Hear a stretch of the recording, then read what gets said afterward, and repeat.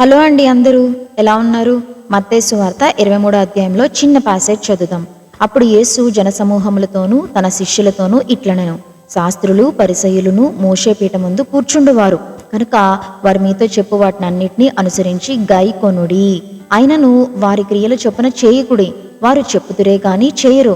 మోయశక్యము కాని భారమైన బరువులు కట్టి మనుష్యుల భుజముల మీద వారు పెట్టుదురు, కానీ వారు తమ వ్రేలితోనైనను వాటిని కదిలింపనొల్లరు. మనుష్యులకు కనబడు నిమిత్తము తమ పనులన్నీ చేదురు. తమ రక్షారేకులు వెడల్పుగాను తమ చెంగులు పెద్దవిగాను చేదురు. విందులలో అగ్రస్థానములను, సమాజ మందిరములలో అగ్రపీఠములను, సంత వీధులలో వందనములను, మనుషుల చేత బోధకులని పిలువబడుటయు కోరుదురు. మీరైతే బోధకులని పిలువబడవద్దు, ఒక్కడే మీ బోధకుడు. మీరందరూ సహోదరులు. మరియు భూమి మీద ఎవనికైనాను తండ్రి అని పేరు పెట్టవద్దు, ఒక్కడే మీ తండ్రి, ఆయన పరలోకమందున్నాడు.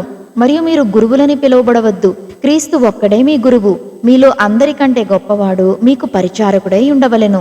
తన్ను తాను హెచ్చించుకున్నవాడు తగ్గింపబడును, తన్ను తాను తగ్గించుకున్నవాడు హెచ్చింపబడును.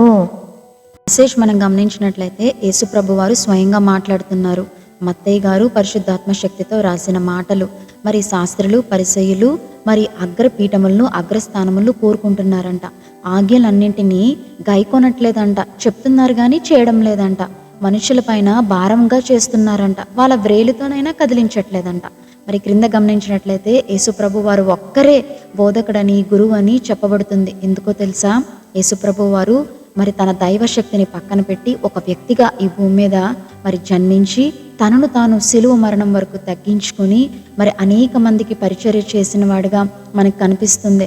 మరి మనం కూడా ఈ మాటలను చదివి మరి యేసుప్రభు మనస్సుని మనం కలిగి ఉన్నవారుగా ఉండాలని, ఆయన చూపించిన విధేయత తగ్గింపుతనం మనం కూడా కలిగి ఉండాలని, మనం వెంబడించాల్సింది క్రీస్తు ప్రభువునని, మరి మతాన్ని కాదని క్రీస్తు ప్రభు మనస్సునని మరి మనం అర్థం చేసుకోవాలి. మరి కొద్ది మాటలు దేవుడు మనం వెనికిడిలో దీవించి ఆశీర్వదించును గాక. మరి మీకు ఈ వీడియో బ్లెస్సింగ్ అనిపిస్తే అనేక మందికి ఫార్వర్డ్ చేయండి. Thank you. God bless you.